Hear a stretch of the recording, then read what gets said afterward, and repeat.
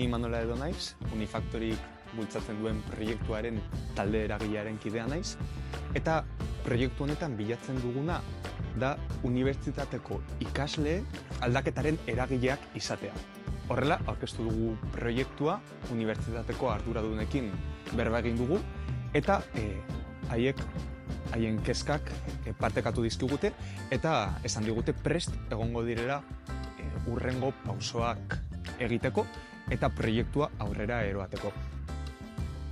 Lo primero, pues eso, ver que la juventud recupera la iniciativa, ¿no? De generar nuevas posibilidades, generar una red en ese contexto, ¿no? Ahora que necesitamos revitalizar el activismo juvenil, pues creo que es una iniciativa súper interesante. Y ahí desde nosotros el poder participar en el programa KIDES de Mondragón Universitatea a realizar nuevos cambios dentro de nuestro pequeño ecosistema.